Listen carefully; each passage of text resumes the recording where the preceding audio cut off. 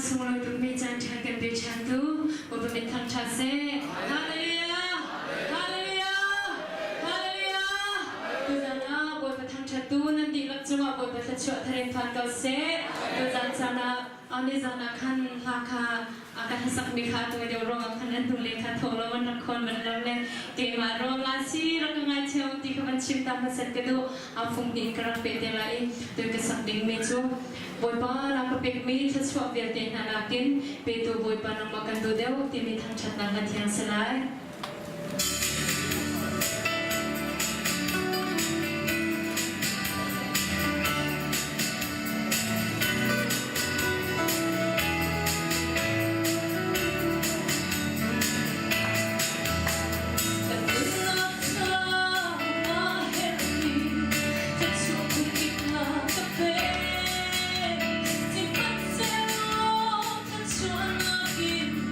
Itu boy pa tentu